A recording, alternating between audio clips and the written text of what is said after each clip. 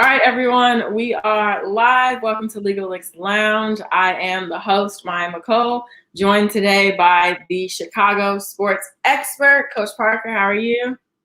As always, Maya, I'm blessed. And yourself? I'm blessed as well. Thank you. And then we had the Legal Licks expert, the sports betting expert, sports analyst, any and everything, all sports, Mr. Know-It-All. Dallas, how are you today? Doing well, Maya. How you feeling?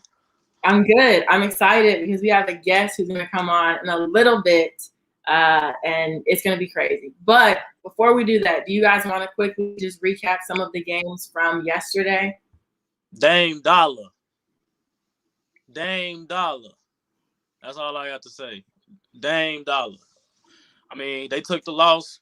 I think the loss is due to coaching, but this man's performance was amazing last night. Shot after shot after shot after shot. Big shot after big shot. Triple team, double team. They know he getting the ball. Man, they was down 9 points at some point. Right there, drive to the rim, get the and one. Give up the ball, get it back, shoot from the logo. It was ridiculous. One of the most crazy performances I've ever seen. This was the best game of the night by far, and it was on NBA TV. ESPN screwed up big time with this one. They put the best game on the network that everybody doesn't have, and the terrible games on national TV. Like this one here, I don't know why Denver didn't foul. Once you turn your back, you gotta foul him there, and they don't foul him. He just made shot after shot. But shout out to Malone for the Nuggets, the coach. He took advantage of the big fella Nurkic fouling out for Denver. I mean for Portland, and they gave the ball to Jokic every single play, and Jokic just makes the right decision. They set that team up perfect for him. Like I said yesterday, Austin Rivers would be the key. He had to hit 2 threes, and if he scored 15 points, Denver will get the win. Austin Rivers had 18 points, hit big threes down the stretch, and also Coach Parker, shout out to Mr. Morris. He mentioned Mr. Morris, backup point guard, career high, 20 points. I mean, Denver got the job done. Jokic is just the best decision maker. He might be one of the best decision makers in basketball today. So one thing that was trending yesterday was the way that Dame was playing.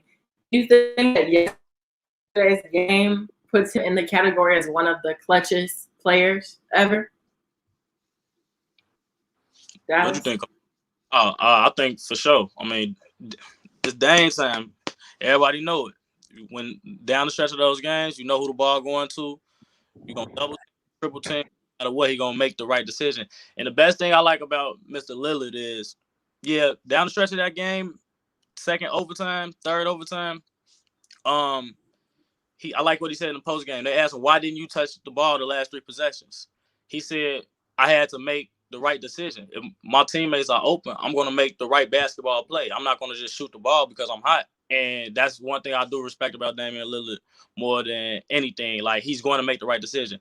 Yeah, they end up losing the game. He gave the ball up to CJ. CJ stepped out of bounds. But in the first overtime, CJ was open in the corner. Damian Lillard made that cross-court pass. And CJ had just missed 2 more shots. But Dame trusted him to give him the ball in that corner. CJ made a 3 to get them close. And then Dame hit the preceding 3s after that. But he always is going to make the right decision. Rob Covington missed a couple dunks down the stretch, but it was the right decision. And Dame Dollar is going to make the right decision. So I want him on my team down the stretch of any game. Coach P, you want to recap some of the games from yesterday? Yeah, honestly, I didn't watch a whole lot of the game. I had to step out and do something, a little bit more family time. But I always follow numbers. So even when I'm out, I'm looking at, the numbers. I'm watching it quarter by quarter. And it kind of played into one of the previous predictions. I had Dame and Company versus Joker and Company. You all remember the tagline, Joker face versus Poker face. And, I think they canceled each other out. So actually it came down to which company played best. And so Joker Company played better than Dame's Company. And so, I think that's why they got the edge. I'll say Joker was 1 shot of triple-double. He's what I consider to be a point center, which means that he is the initiator of the offense, especially since Murray is not there. And, being 1 shot of a triple-double, he put a stamp on the game. It was his game. It's been his conference, all year. And it is most likely his MVP trophy that he'd be walking away with. I will say I'm gonna stick with my pick, Portland. Somebody just said Dame is just different, and I say that because he's hitting shot after shot after shot. And most ball players, when you in a zone, there's some type of emotional response. You putting up your guns. Guys throw up all type of stuff when they tapping their head, they beating their chest. Dame isn't doing none of that. Poker face. You really even know what's going on inside his mind, and that to me is a testament of what he set a goal. And in my opinion, his goal is to win an NBA championship. So anything short of that, he's not going to get a rise. It'll be interesting to see Dame smile right in a game. Dame celebrate. Dame jump up and down. Dame pump his fist. Hey, Dallas, can I get on it one more time? Go ahead. Not like your boy who's shimmying, you know what I'm saying, in a game that they getting ready to lose and they ain't even made the playoffs. He ain't got time to shimmy. He's trying to get his team to the championship. And in a small market, he's made a name for himself. And I'm a mess with you too, Maya. Dame was dropping heat. Like I said yesterday, Dame be dropping heat. You like Coach Park, he don't drop no heat. Yeah, he be I'm dropping. not listening to his mixtape. Mm-hmm. So listen, on the next mixtape, he'll be talking about shooting from the logo, and everybody will be, Cass will be like, yeah, I'm what I'm saying, I do it like LeBron. Like, no, Dame will be like, I do it like me. I'm pulling from the logo Dame. So what I was talking about is I like, this is young man Roddy Ricch I like because the stuff he talks about is the stuff he lives. The stuff that Dame was talking about is the stuff he's not fantasizing. So, that's what I meant by he was dropping heat. He's just putting adverbs and verbs and phrases to describe what his life is like. And it's interesting to be able to get a glimpse into, life of what I consider to be a superstar. I'll take that. Okay, so we do have a special guest coming on. This is a man who knows introduction. We're going to let his career speak for itself. So we're going to show you some of his highlights before we bring him on. Let's check it out.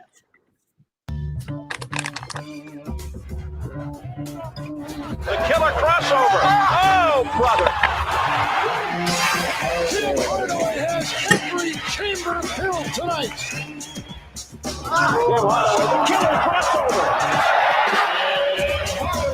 That's as good as it gets, Steve. That's as good as it gets.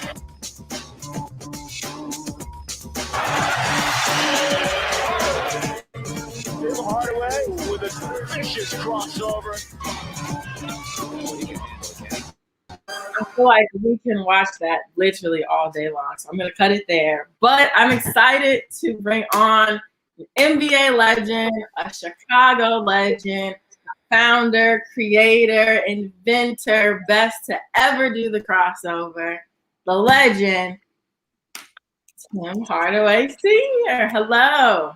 Hello. How everybody doing? How you doing, Maya? How you doing, Coach? How you doing, Dallas? Yes, sir. How you feeling? Man, I'm blessed, man. Hey, man, I can't complain. I'm having fun. I'm in Dallas, waiting for the game to start tonight. First to LA Clippers, and just supporting my son. So they do, but they're the last game. We're going to talk about a couple of the games that are before that. So we're going to start with the 76ers versus the Wizards. Tim, you can go first. Who do you think are some of the key players per team for the 76ers Wizards? Well, 76ers, I will say my man Tobias Harris. He has to shoot the ball more efficient tonight. And Ben Simmons has to come in and play a lot better than he did last game. I think they was kind of in awe that Embiid wasn't coming back for the game the other night. And I think that it took a lot out of them because that's their big man that they go to, get easy shots, easy baskets for them, just like the Joker does for Denver Nuggets. And when they need a timely bucket, they go to him. And if he gets double teamed, he makes the right plays. If he don't get double teamed, he's going to make a bucket or score a three-point play. So I look at them two, really them two, to come in, play better than what they played Monday night, and get this W and close out the Washington Wizards. But in saying that, you have Bradley Beal and you have Russell Westbrook on Washington that are not going away easily. They can smell the blood in the water right now. they can see the blood in the water when Embiid out. So they're going to take advantage of that, and they're going to start going to the basket because they know they don't have shot blockers unless the other big fella come in, and when they do have when they do have him in, they can shoot right over him, or they can utilize his not really, blocking shots or being in position to block shots. But I tell you this, they're gonna miss Bertans. They 3-point shooter. They definitely gonna miss Bertans, and calf injury, 4 to 6 weeks. They need him. They need every available player. So next man got to step up. And Himacho, I can't say his name, Himachori. He has to step up big time now because Bertans is out. But Russell Westbrook and Bradley Beal, they're gonna have a big game tonight. They know that they can't be stopped going to the bucket tonight. So I'm looking for them to have a big game. But I still look for the 76ers to close it out. We assumed that it was going to be a sweep, but during one of those, he got injured. Joel Embiid got injured, and then we kind of had to switch it to say, okay, this is going to go game 5, but it's not going 6 or 7 most likely. Dallas, do you want to give some of your key players for tonight's game?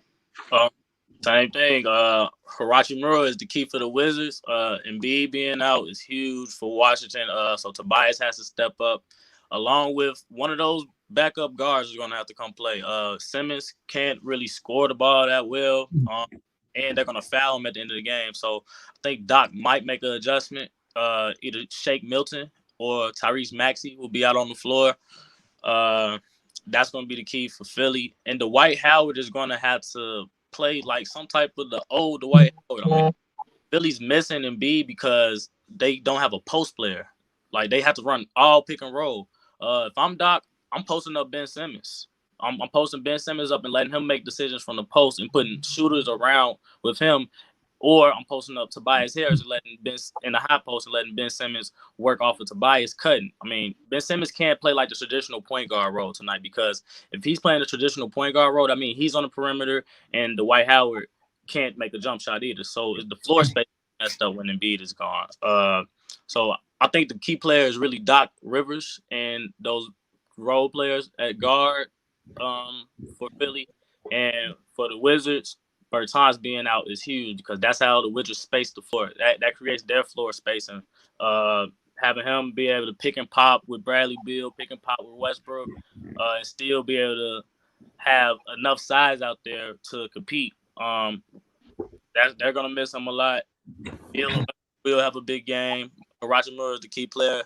He hit that big 3 down the stretch 2 days ago, and he's going to have to defend Tobias as well, and he's going to have to at least get him 20 points for Washington to win this game tonight. So before we get into your key players, Coach P, we had a question in the comment section of the stream. Do you think that Bradley Beal is going to have over 30? Dallas? I think Beal goes for 30 tonight.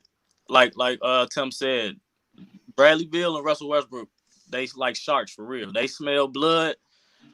They gonna go get it. So they coming out to try to score as many points as possible, do whatever they can to make sure that this game goes another series, and hoping that Embiid is out again. And if they get us a game 7, you don't want to see Westbrook and Beal in the game 7 at all. That's the last thing you want to see, because both of them cats, they real gangsters, and I feel like they from Chicago. I feel like they done grew up in the Chicago and played basketball on 79th and Damon somewhere. Like, for real. Foster Park, they was in all those gyms. That's how I feel like about Bradley Beal and Russell Westbrook. Russell Westbrook gonna have a triple-double. I said he's gonna have one last game. He's not going out this season without having a triple-double. So I think Beal get 30. Philly gonna have some trouble tonight, but I do think they get it done. Tobias is a big-time player. I feel like he's gonna make some big-time plays. Do you see the Wizards going over 112 for points? I do see the game being a high-scoring game, just because Philly won't get as good as shots as they will with Embiid. So when you don't get good shots, that allows the other team to be able to run. So Westbrook will be able to run to get the ball off the rim and go, instead of having to take the ball out the net. Philly's offense won't won't flow as well without Embiid, and that'll be. I know that the Wizards' game plan will be we're just gonna outscore these cats. These cats can't. Philly's game plan will be we're gonna play defense. They're gonna hang their hat on defense tonight. But yeah, Wizards know that Philly can't score with them without Embiid. Okay, then Coach P, do you want to give your key players for that game? Yes, man. Yes, man. Shout out to C Money. C Money, I'm gonna address that. You know, they didn't give me a chance to talk about the Suns. You know how they do. They try to slide by. They thought I was gonna let it slide, but they ain't give me a chance. I'm not. We're gonna talk about that later. So I'm gonna stay on program. So you know, for me, I always look at point guards. Washington as Russ goes. Washington goes. So the key player is Russ. For Philly, I agree with Tim. The team was shell shocked. Right, Embiid goes out, and you know I think that's going to fall on Doc Rivers. You know, when you come into a game, you have a game plan, and then you lose your major player. You know, obviously it's not you don't necessarily have a secondary game plan. Like, hey, if Embiid goes out, this is what we're going to do. This is who we're going to go to. This is the playbook that we're going to pull from. So I think Doc is, you know, they're going to get Dwight Howard ready for a couple post ups, maybe a couple jump hooks. But I think they're going to game plan differently without Embiid, and so. Tonight, it falls on Doc Rivers and then the fans. I heard Paul Pierce say Doc is one of the greatest pregame, you know, speech givers that he's ever been around. And he said Doc should have been a preacher because he can make you, you know, feel like you can walk on water. So Doc is going to have to dial up, you know, one of those pregame speeches that got the team ready to, you know, just kind of jump through the roof. So I'm gonna put this one on Doc. I see Philly winning in a close one, so I'm gonna stick with my pick. Okay. You know, let me say something. You know where Doc got that from, dude, right? Who did he play for? I don't know. You know, help me out. You know more than me in terms of Pat Riley. Pat Riley could have some pregame speeches that'll make you walk on water for real. Yeah. Yeah. I like one. I listened to Pat Riley. I was one. It's just a clip, but he was talking to his team. He's looked like he want to cry. He's like, guys, you know, man, be tough. He be tough. He almost drew up a tear. You know, like, man, it's gonna be all right. And he was talking to Kareem, Magic, Worthy. You know what I'm saying? He talking to, you know, 50 greatest. And they had a moment. I think they were playing Boston. And I kind of go to that one at Boston, the best of what's it called? Best of enemies. Yeah. And they were in Boston or something like that. And Pat Riley had to, it was one of the moments where you feel like he's getting ready to get on them. But he was like, he was giving them a hug. Come on, guys, like a kindergarten class. Come on, guys. We can do it. You know, Jedi mind trick. what you call it now? Jedi mind trick. That's it. Absolutely. So, final predictions for that 76ers Wizards game. Sounds like everyone kind of has the 76ers unless Beal and Westbrook go off. Is that correct? Yeah, I think they have to seize the opportunity. I think the crowd has to lift them. Doc has to lift them. They have to lift each other. Now they know they don't have Embiid. So now they can come into the locker room and everybody can get an extra push-up in, a couple extra shots up. You know, they can get extra treatment on their body. Everybody know that, hey, we all have to step up because our big man is down. So we all have to go to the glass. We all got to defend. We all got to press up. We all have to do it together. Everybody lock hands. Let's go, including the fans. So you might see, I think you're going to see guys, you know, listening for the fans. I think, for me, Seth Curry. I know it's a game time decision, but if he doesn't go, I think that's gonna be a huge loss for them, because if, as Dallas said, if Simmons goes into the post and he plays more of a 3 or 4, then they're gonna need Seth Curry to be more of a distributor. So I like Philly. I like Philly as well. I like Philly, but like Dallas said, if Washington gets to 112, 115. They'll win the game. Philly has to play better defense. Philly has to contain Bradley Beal and Russell Westbrook, make them shoot some hard shots, not foul them, not being a bonus early in the quarters. They just got to play solid basketball, solid defense. And I think, like I said before, you know, they smell the blood in the water, and I think that they coming.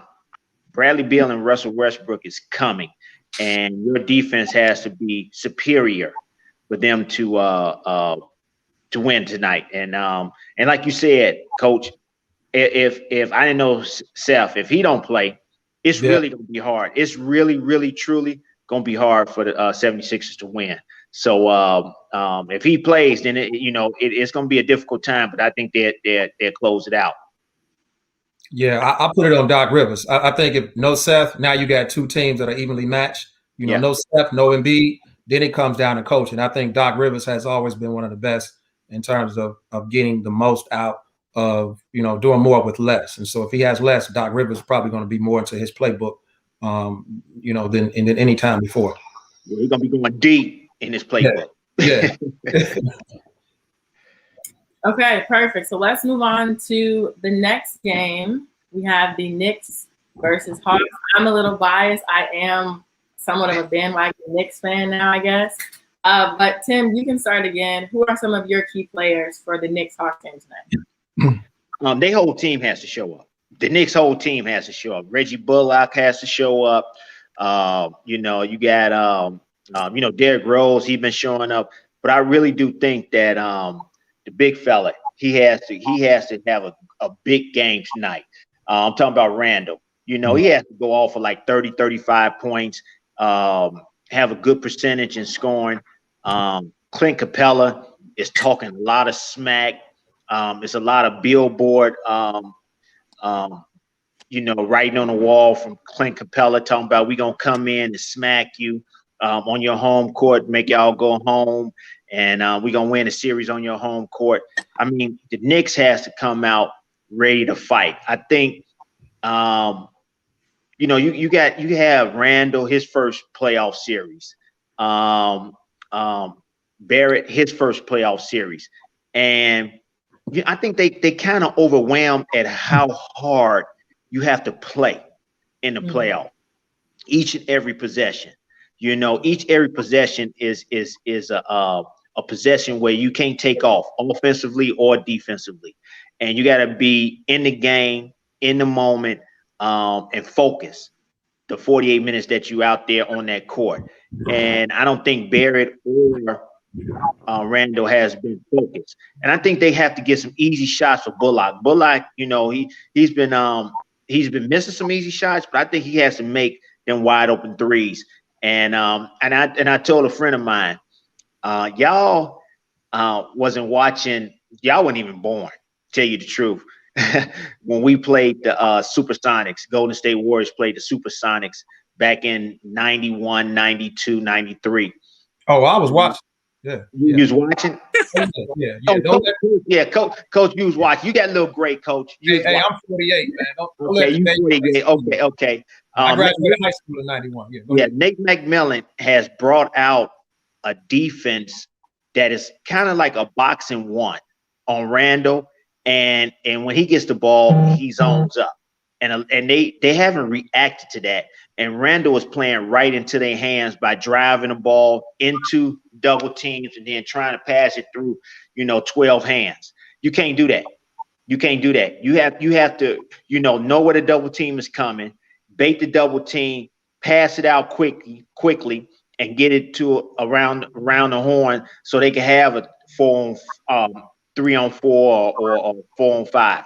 But they got to play tough. They got to stop looking at the referees. They got to go in there, box Clint Capela out, box Collins out, and play heady defense. Get out to the shooters. I know it's easier said than done. Trae Young, he's an assassin, and he understands what he needs to do to make his team run, and he's been doing it, and that's contributed to the coaches and Nate McMillan coaching them and showing them film and making him understand what he needs to do to get his team confidence and win. But it's going to be tough for the Knicks tonight. I'm going to say, they're going to come out, play hard. I'm going to still go with the Atlanta Hawks, tonight. And with Trae Young, with Capela, and with all those guys, man, they just playing with utmost confidence for 48 minutes each game. And they give themselves a chance to win. And when they go up big, like 10, 12 points late in the quarter, that New York start pressing. They start pressing, and they don't know what to do. But, I'm going to get a nod to Atlanta Hawks to close this game out, which is going to be crazy. I've been in Madison Square Garden, especially when you're trying to close out the New York Knicks. and in a playoff series. It's going to be hard. It's going to be loud up in there. And, you know, the Atlanta Hawks have to play like they've been playing. Confidence, poise, and stick to the game plan.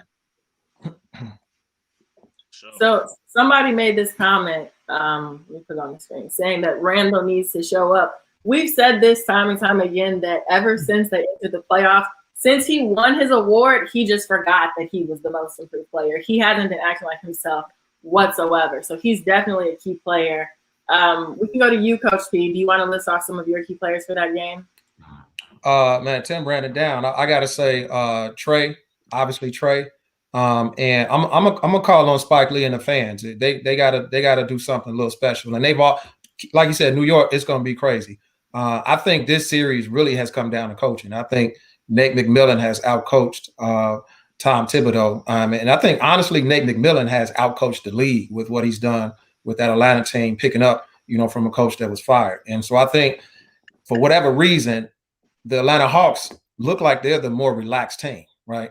And that's because I feel like Nate McMillan is relaxed. He's like, hey, you know what I'm saying? We ain't even supposed to, hey, let's just go out there and play ball. Let's see what we can do. And each time they go out there, you know, they look relaxed. They look like they're into their sets. They're not pressing. And then New York on the other side, they look tight, you know. Every time, look, if you look at Tibbs, he looked like he about to have a heart attack on every possession. And I know it's intensity. I know we have to take every possession, you know, but they just look like the more relaxed team, and they look like they're enjoying, you know, this run. And then, you know, you talked about Capela and Randall. I think Capela, I thought Randall would outplay Capela, but I think it's the other way around. I think Capela is having more of an impact on the game, offensively, defensively, intimidating, talking smack, which is part of the game, some gamesmanship. So again, I'm like Tim. I get an edge to the Hawks. I think they get out of there with a close. I think they got out of it with a close victory, maybe 4 or 5 points. Legal Licks, what do you think? Man, I got the Hawks too. I just want to touch on Clint Capela. I mean, I think we got the clip. The way he was talking crazy to Randall and them. Like y'all just gonna lay down like this, and it's really making push our guys around and talk, but we can do that too, and we show them as soon as they came back here that we can push guys around too. We can talk as well. So what you gonna do about it? Game 4, you coming back again? Well, it's gonna happen again. We win the game, we talk and we push around. So what are you gonna do about it? We can be physical, but we can win games as well. And now we're coming to your home to win this game again. It's send you on vacation. Just heard about it. I do not care. We're not focused on that. We focus on what we got to do as a team. So when I ask what we got to do, that's great. But you know, why would I give a hell what Clint Capela has to say? I'm 32 years old, bro. I mean, them cats, man, they don't even sound confident, man. RJ Barrett was like, the reporter asked him, like, did you hear about, why would you say something negative? Well, why would you say negative about the game? Well, we gonna go play the game. Don't talk negative. I'm like, oh, yeah. He sound like he about to cry, man. I'm like, cool. Can I say that's the part I was speaking of. Even in the interviews, Clint Capela looked relaxed, like he got some wine next to him. He looked like he's chilling. And Randall, not so much Rose. Rose is always going to be Rose, but I saw that clip of RJ Barrett. But RJ Barrett always looks sad. He looks sad even when they win it. But they look tight. They look tight in their interviews. They look tight, you know, all around. And I think the coach looks tight, you know. So I think the more relaxed team is going to play like the team that they are. And I think the Knicks have not been relaxed the whole series, which really is why we really haven't seen the real New York Knicks. We haven't seen the real Julius Randle. Or maybe we have, you know, but I think they're more relaxed. I think they got, you know, it's momentum. They got everything is plus for them. Everything is plus. Yeah, the pressure's on the New York Knicks to get this game, and I think that they feeling the pressure. You could say I've been in those moments before. You could say what you want to say. Yeah, Clint Capela is in their head. Yeah, what he said, you thinking about it. Yeah, what he's talking about. Yeah, it's on your mind. You can say whatever you want to say, but yeah, it's on your mind. It's in your mind, and it's going to be in your mind while you playing the game. See, Clint Capela been there before. If y'all remember, he was with the Houston Rockets with James Harden, Chris Paul, and those guys. And they went to the Western Conference Championship and lost to the Golden State Warriors. They've been, in tough games. He's lost tough games, so he knows how to play. He's very relaxed. He's just gonna go out there and do what he's supposed to do. He's gonna rebound. He's gonna block shots. He's gonna dunk on you. He's iffy about making his free throws, but everything else, he's gonna go out there and do what he's supposed to do and let it all lay out on the line. And like you said, like he was just chilling, like he was drinking a glass of wine, telling the truth. Yeah, right. Y'all can talk all y'all want to. Y'all can boast all you want to. But we coming in to play. We going to play hard, and we coming to bust y'all butt, and we trying to win this game. We not trying to go back home and win. We trying to win tonight and trying to and go home, going to the next series. So, yeah, Randall, Barrett, and, D-Rose been there. I'm more confident in D Rose that he gonna go out there and play his game more than I am with Randall and Barrett. They have to show up, and if they don't show up, it's gonna be a long off season. And then in New York, those papers and those news media, they are brutal. I mean, brutal. So they got to go home and think about this and work on their craft. I tell you this, they need to work on their right hand. Both of them need to work on their going to the hole with their right hand and making right hand layups and making plays with their right hand, because everybody in the gym knows, everybody across the country knows they going left, no doubt about it. They going left all the time, but they got to show up tonight. It's just that simple. If them two don't show up tonight, they're going home or they going fishing. Here's the problem I see. One, body language. The body language. They got very poor body language right now. We say that as coaches. But who can give Rose a breather? You know what I'm saying? Typically, you had 3, maybe 4 point guards. Well, who's going to come in and can spare Rose 5 or 10 minutes because he may have to play 35, 36 minutes? Who can do that, right? Elfish Payton, body language, right? What's the other point guard? Quickly. I like Quickly. I'll say Quickly. But Quickly damn near need to start because he's the only one that looked like he got some bounce, in his step. Everybody else, the body language is poor. It's like, man, get off our back, man. We're doing the best we can. That ain't gonna get it. Ain't gonna get it at all. So it's interesting. We're talking about key players. There's a comment here, and this isn't a player that any one of us has mentioned. Alec Burks. Said the only player that's really showing up is Alec Burks. I knew it. That's my fault. That's my thought. He been scoring since Colorado, man. Nobody know about him. Colorado is on the Jazz. He's a bucket. He got. That's who really got to play because I feel like he's the most composed out of all the Knicks guards besides Rose. Like nobody else got that composure. He gonna pump fake at the 3 when you coming at him, get the mid-range shot. He gonna make the right decision. Alec Burks got to play. He got to play the most minutes out of every guard besides Rose. Yeah, he doesn't hesitate too. He doesn't hesitate. I see a lot of hesitancy and PJ call it out. PJ Rose call it out. He's like, RJ a pump fake if he's in the corner. Burks ain't hesitating. He's either shooting or he's making his move. I'm like, man, PJ is very, he has a mind for the game because I'm like, man, he read that at what's PJ 9, 8, 9, 10. That's crazy. Yeah. And the thing is too, the reason why the Knicks not succeeding, like Tim said, they boxing in one. Randall and Randall can't go to the rim because of the dude who talking shit. Capela was sending that shit to half court every single time, and it's John Collins. They bodying Randall, and Randall is stupid. It's like you gonna keep it's the IQ. His IQ for the game is just not there. That's the problem with Randall. His IQ is there, and he's like a bull. Like he's just trying to bull his way to the rim. And you're not stronger than these guys. You don't jump higher than these guys. They're gonna block your shot, dude. Like, what are you really doing? You got to do something different, man. It's not working. And then the jump shot not falling. You shooting the fade away. Like, what you doing, man? You got to be a playmaker. He going to have to be a playmaker in order for them to win. I don't think he's capable of that right now. And they can't come out if the Knicks want to win. I see them coming out the first 5-10 minutes or maybe the first quarter, but can they sustain it? That's the thing. Can they sustain it? And that's what Atlanta does.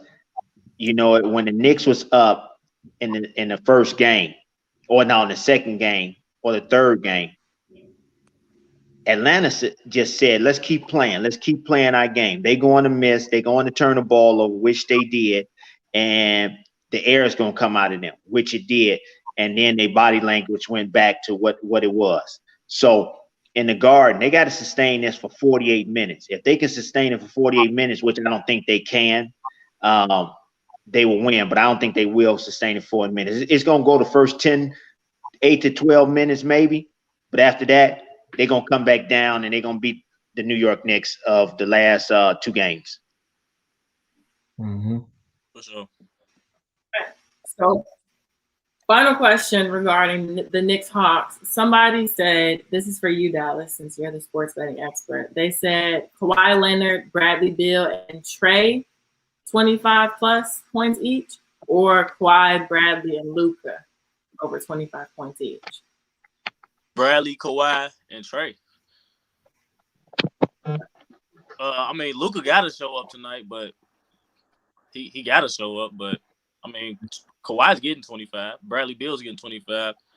I'm pretty sure Trae Young get 25, but Trae Young gonna get a double-double before he get 25. Because Trae Young, he done got over his ego from Oklahoma. He don't got to shoot every ball. He makes the right decision now. Like, that's what he care about winning. Trae Young trying to win. Trae Young feel like they could take the East. That's what he feel like they could be in the Eastern Conference Championship. And I think they can beat Philly. If them people end up playing. You gotta ask this without Embiid. You gotta say that.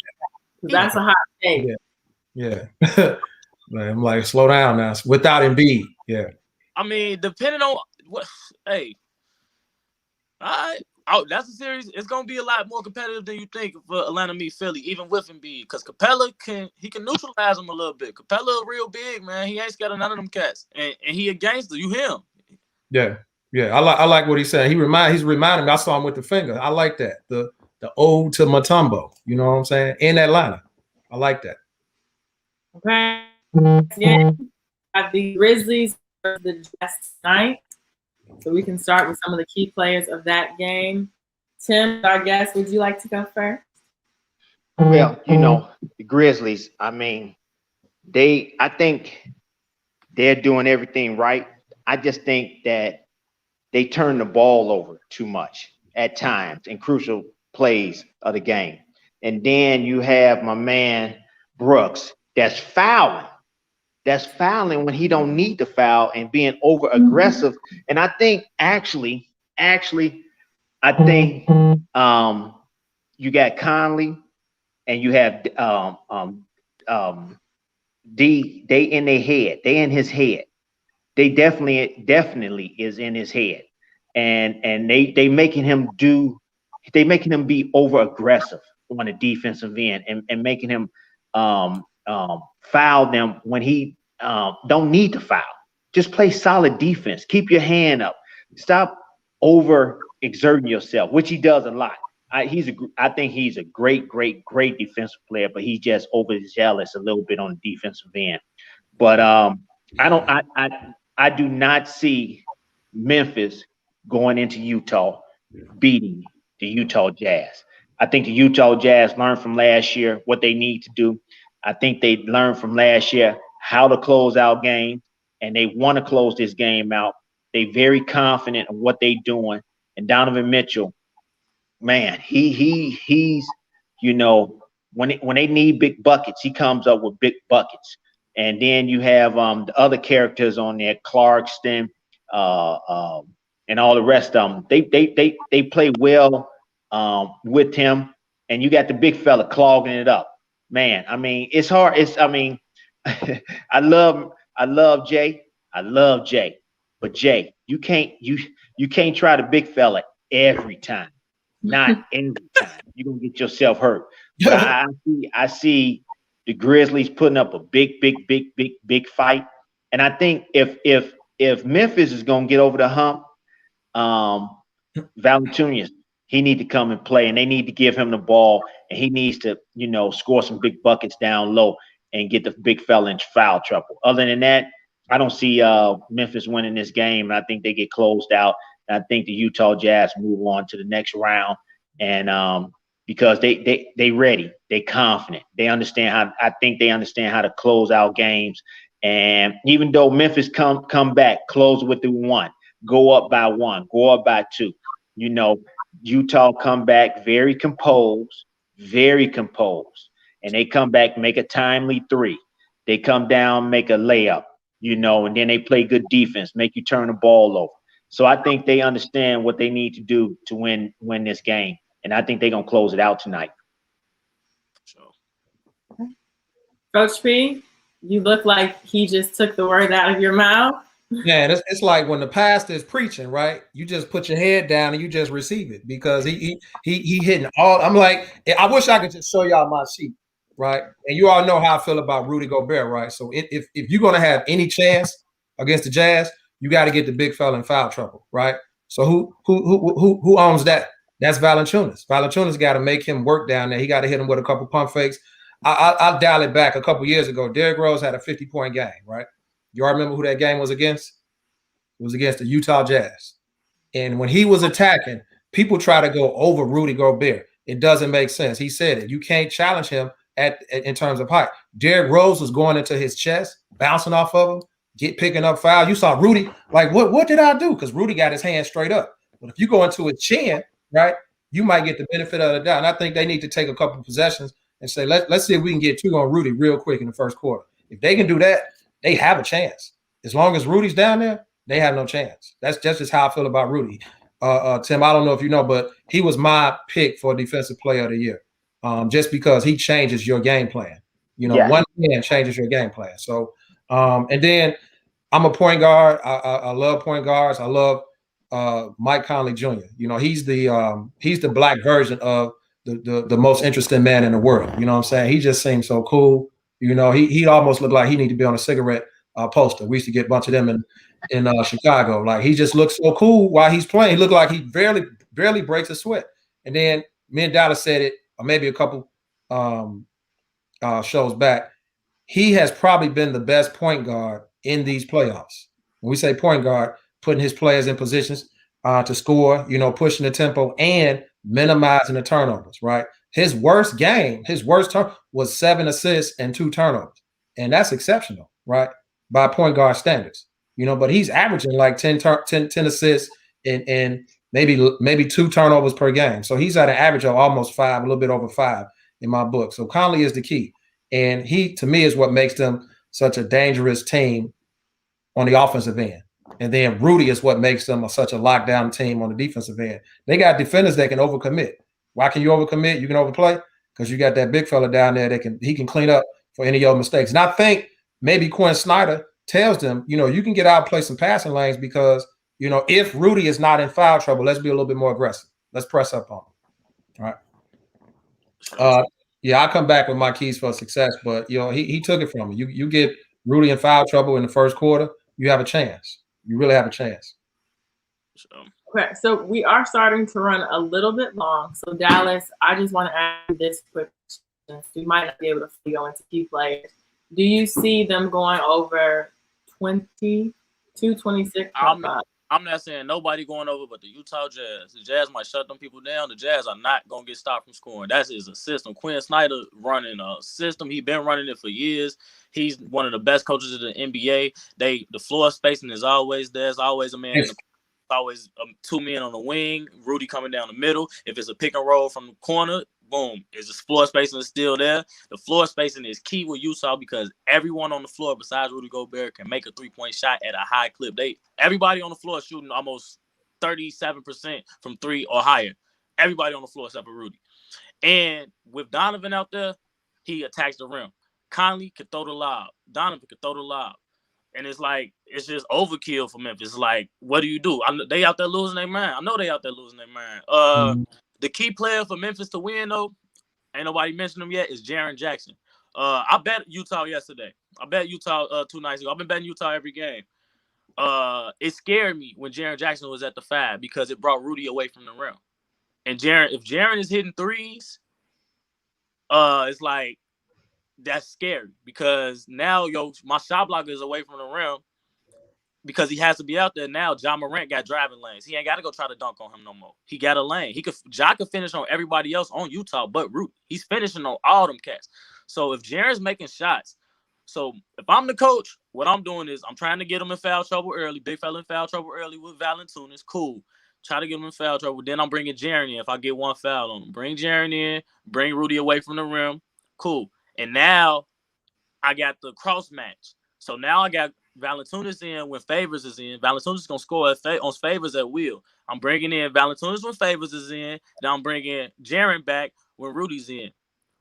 And that's just that's my kryptonite. That's the only way they're going to beat the Jazz, I feel, because you're not going to be able to go to the rim when Rudy's there. Like, you can't. It's not going to happen. It's just not going to happen. And Memphis, they good. Just down the stretch, like Tim said, they turn the ball over. They make bonehead shots.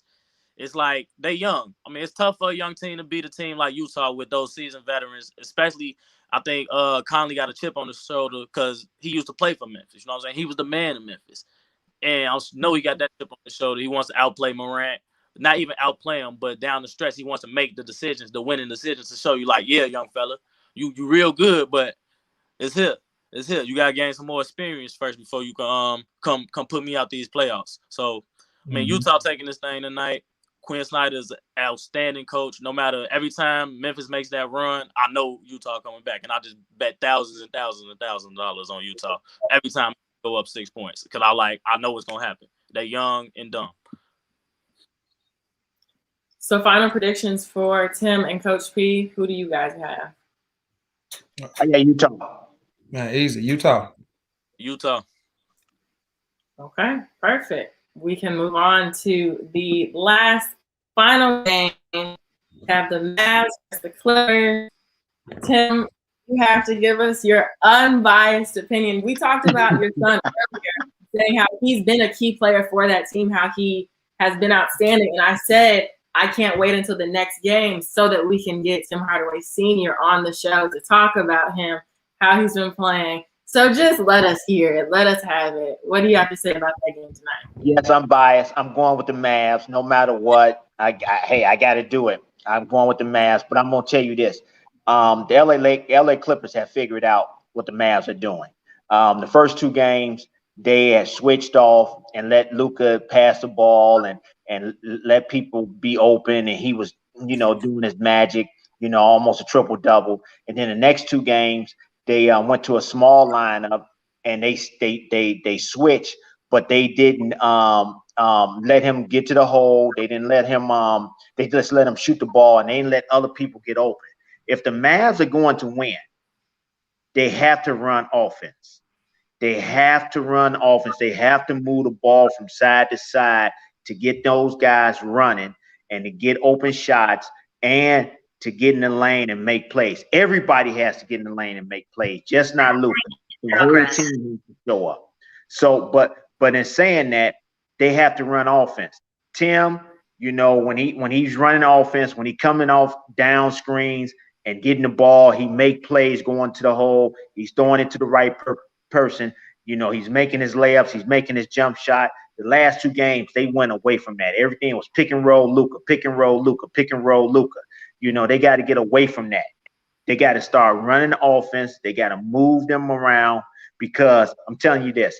We talking about Paul George. Paul George done found it. He done found what he lost the first two games.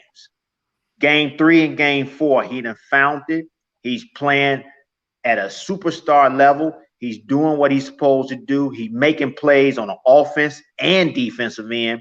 And Kawhi Leonard, we don't even talk about Kawhi Leonard, because Kawhi Leonard does what he does all the time. He's going to go out there and play the way he plays. He's going to play strong. Nothing is going to phase him. He's going to bang you. He's going to push you. He's going to get where he needs to get to. He's going to make his mid-range jump shot. He's going to dunk on you if he gets close to the rim. And it seemed like sometimes like last game, it seemed like he was just playing in a pickup game. He was shooting the ball, making moves, going to the hole. And Porzingis, I'm going to tell you this. Porzingis has to show up this game. That's what somebody just said. Has to show up this game. If he don't show up this game, then, the Mavs is going to be doomed coming back home. But he has to show up from now on and play strong, leave the referees alone. He has to make shots. He has to make plays. But they got to run offense. But right now, I was here. I was at the game. The last two games, the LA Clippers are running on all cylinders. We talking about Reggie Jackson. We talking about Zubac. We talking about, even when other guards come in, Morris, he making shots. They are running on all cylinders on the offensive end and the defensive end. And that is very, very scary for the NBA because we knew that they had it. They just had to put it together. And right now, from the last two games, down 0-2, they came in and they put it together. And they got 2 blowout victories to me. They was down by 20 in the first half for a minute there, but they chip, got it back down, and they took off from there. So, I mean, the Dallas Mavericks got to come in. They got to play harder, first of all. They can't be pushed around, and they got to make plays and leave the referees alone. Go out there and play hard like they did the first 2 games, but run offense. So we have a question from someone in the stream specifically for you, Tim. They said, who's better at the same age, Luka or LeBron? At the same age? That's Oh. You know what? Man, and people are going to be mad at me. I love LeBron, but at the same age is Luka. Luka has been, and we got to understand this, Luka has been playing basketball, professional basketball, since he was 13 years old.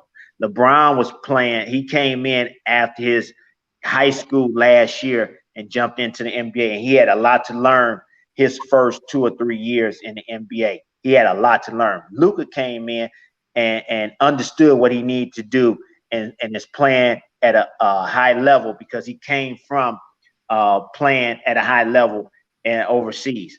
But right now, if I would say who was playing at a higher level, I would say Luka at this particular point in his career because LeBron had to learn what he needed to do for his team to win.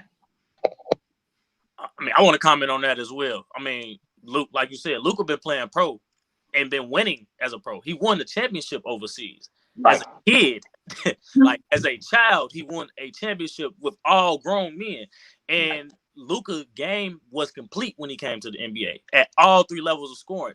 The only thing he probably needs to work on is defense, but I don't think he's never gonna be elite defender. That's not his MO. But he thinks the game, his IQ is like, he's probably one of the best decision makers in the NBA at this age, and that's ridiculous. LeBron, decision making was off. LeBron didn't have a jump shot. LeBron didn't make free throws. Still don't make free throws. Luka makes, well, not this year. He used to make free throws. I don't know what's wrong with him at the line this year. But Luka game is complete at this age, and it's easy. I think that's an easy answer, Luka. No disrespect to Mr. James at all, though. Somebody said Bron would be Luka. Yeah, let me see if I can clean it up for those LeBron fans out there.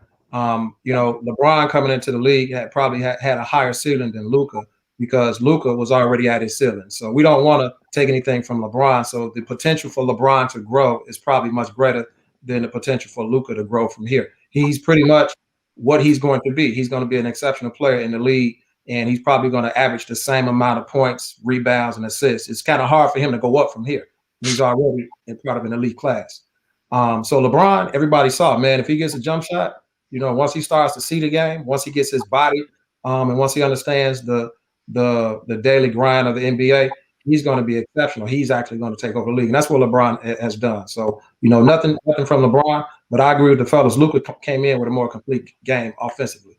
Let me jump in because I got to jump off. I got a couple things that I wanted to add. Tim was talking about how the Clippers figured it out, and I feel like, and this is me, I'm a point guard person. I feel like the key to all that was Rondo. Like I feel like Rondo came in and for whatever reason, he gave them a sense of he brings everybody together. The true definition of a kind of like a point guard is somebody that makes everybody else better. And I think he's doing that on the offensive end and a defensive end. Admittedly, I haven't watched a lot of the games because I'm emotionally tied into my boy Kawhi, so I try to stay away from it so I don't spend too much time watching basketball. But I follow the numbers, and when Rondo is on the floor, they're a much different team, offensively and defensively. To the Mavs, I agree with Tim. Porzingis got to come with it. He got to come with it. I think he needs to post up more. I don't think he posts up enough. I think he's he's kind of hanging out and turning into a perimeter player. I think Hardaway Jr. and Josh Richardson, I think they all have to make up. If in fact Luka is not 100%, they all have to be 110%. And so if Luka is going to be 85%, which is still an all-star, in the league, then I think Porzingis has to be, Tim Hardaway Jr. has to be, and Josh Richardson has to be 110%. So Porzingis needs to give you about 26, Hardaway needs to be above 20, and Josh needs to be above 18. And I think Luka can hover around 22 points. He can get about 8 rebounds, and they would have a chance because it's a more balanced approach to winning the game. I think if Luka get a triple-double tonight, that means that he's controlling the game. If he gets a triple-double tonight, he's controlling the game, and he's making the right pass. He's making the right decisions, and confidence level of the Mavs will be up, and they'll put up a better fight than what they did the last 2 games. But if he's not in it, and if he's not getting his assists, if he's turning the ball over, and not in control of the game, yeah, the Mavs are in trouble. But I do agree with you, Coach. Porzingis, I would want him to post up a little bit more, especially when he has some little guys on him, and shoot the ball like you really mean it. Shoot the ball like you want to make it. Shoot the ball like you your life depends on. Just not throw up some crap. And like I said, if you want the referees to call some fouls on you, play more aggressive. That's right. Play more aggressive and take it and put it through their face and take it right to them. The referees will call calls for you if you play aggressive. If you play passive, they're not going to call nothing for you. Nothing at all. Man, you warming my spirit, man. I got to say a quick story because you said it. I'll imitate you sometimes. In your face. Yeah. When you just said to Barkley, I'm thinking Barkley finna turn around and he was a monster in the league. He ain't have nothing to say. Yeah, in your face. But I gotta log on real quick. I was teaching crossover like to the kids, right? And they just be so high. They be, man, they chat. I can still see them. I'm like, man, y'all got to get out there like Tim Hardaway. They like, Junior? Man, come on. I'm like, no, he don't get out there like Kyrie. I'm like, yeah. you know what? I'm like, man, it can be kind of hard sometimes, man, teaching these young kids because they don't know the history. You know what I'm saying? So you telling them about, one of them, he Pearl. I'm like, boy, you looking like the Pearl. They like, the Pearl. Like, yeah, how you spin? Yeah, never mind. Yeah. I'll be like, never mind. Yeah, that's way over the head. Way over the head. I know. Yeah, my coach taught us. He was like, man, spin like the Pearl, the spin move. We actually call it a Pearl. Right, exactly. Yeah. Yep. Hey, y'all, I gotta go, man. It's always good. I gotta get with these students. Right. Take care. Yes, sir. So finish up. All right. My opinion on the Clippers and Mavs. The Clippers got them. It's unfortunate. I mean, the coaching has finally been there. The first 2 games, Tyronn Lue was non-existent as a coach. He's playing Patrick Beverley. He's like a rolling chair out there trying to guard Luka. The Mavs, all they did was high pick and roll, pick and pop with Luka, pick and pop with Tim, get Patrick Beverley onto Luka Doncic, and if Patrick Beverley's on him, he's going to attack the rim. And if they try to double, Tim Hardaway's making the open jump shot every single time. It's like Tim was unconscious for the last 2 or 3 weeks of the regular season and leading into the playoffs. And it's like, you're going to keep playing Patrick Beverley. He can't give you anything on offense. He can't give you anything on what his calling card is, defense. Why is he on the floor? When you have Rondo or Reggie Jackson on the floor that could put pressure on Luka to actually play defense. Luka ain't had to play no D with Beverley out there. And Beverley's best thing was non-existent. Beverley can only be on the floor when you're playing against them little guards. Luka is too big, too strong, and I've never seen somebody talk shit to Patrick Beverley how Luka was, telling him he's too small, and Patrick Beverley just sitting there like a little mouse. You know what I'm saying? So that was the biggest adjustment in this series. And then the last game, I love the adjustment. Last game going completely small. That way, when you switching everything, you always have a defender that can stay with Luka and stay in front of him, forcing him to shoot a jumper instead of letting him get to the rim. And Kawhi playing big down there. And like Coach Parker and Tim said, they going small. They don't have nobody 7 feet out there. The tallest person is Batum. He's probably 6'10". They got him listed at 6'11". You telling me you were supposed to be a all-star caliber player in this league, getting all these millions? You can't post up. You can't make a bucket in the post. I would love to be able to run back and see how many times Porzingis posted up. Like this pick and roll, that's not going to get it done because that's just not it. Like that's not the game that they need to play against all smalls because they can stay with you in the pick and roll. And when you miss those shots, they got Rondo at point guard. That thing getting out of there. Luka got to get a triple-double, and Porzingis has to play big for Dallas to win. If not, they won't win another game in this series because the adjustment has been made. So what are you going to do? Are you going to adjust or are you going to keep doing the same thing? Like, that doesn't make sense. Like, the Clippers had the best perimeter defense in the NBA, hands down. Like, they have the two probably single best perimeter defenders at each position, at shooting guard and small forward in the NBA. Patrick Beverley, not this series, but when he's playing against a smaller guard, he's probably one of the best defenders as well. I mean, you have to do something different. Porzingis has to post up. They tried to play Boban big, but Boban, they could just stay in front of him, and then he's a liability on defense. He can't stay with none of them cats. Rondo going to make him look like a fool. Everybody on the floor is going to make Boban look like a fool. So that's not the adjustment. The adjustment is you got to choke. Somebody needs to go choke Porzingis up and be like, dude, stop playing like a little, excuse my language, a little bitch, and get in the post and post somebody up and make these refs call a foul. Get somebody, if they're going to play these small guys, get them small guys in foul trouble so that we can go see Zubac again. And now Luka can dissect Zubac. Because when Zubac on the floor, Dallas Mavericks offense flows flawlessly because now you get in the switch. Now, boom, you got Zubac here. You can go to the post. You can go post up once you get the switch, or Luka gonna go past them. Now you got to help, and now you got all these shooters: Keebler, Tim, Josh Richardson, Finney Smith. Now you got everything is just open. You got to get Zubac on the floor. If Zubac's not on the floor, if you don't make Zubac play minutes with Luka, with all the shooters out there, you dead. You just dead. It's over. I agree with you. Wholeheartedly agree with you. And so that got a little intense there, Dallas. Yeah, no, because it's I mean, I got the Clippers. You know what I'm saying? When they went down 2-0, I was scared. But it's like, it frustrated me because it was like, you an NBA coach, man. Why did it take you 2 games to see what's going on? Like, you get paid millions of dollars for this, and it took you this long to figure out what this team is doing to you and why you're losing these games. You were sitting there ready to get put out the playoffs because of your coach again. And then my thing is, you got a Hall of Fame point guard potentially, maybe not a Hall of Fame point guard, but you have a point guard that knows how to win championships. And you're playing Patrick Beverley, who gets nothing. I'm lost for words. That's it. That's it for that game. You know. like I said, I'm biased. I want the Mavs to win because of Tim Jr. playing on the team. But, I know the game. I see the game. And if they don't correct themselves, I don't see, them winning another game, point blank. But they have to correct themselves. They got to come out and play with a lot of confidence, a lot of heart. They got to play strong. They got to go out there and not let the referees take them out their game. And they got to – I know they believe, but you got to go out there and show that you believe.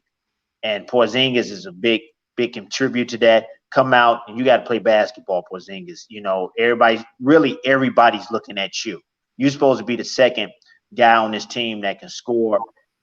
Forget about the money. I'm not talking about the money. I'm talking about you supposed to be that guy that can score. You got to start putting up right now. It starts right now, or people going to be doubting you for the rest of your career.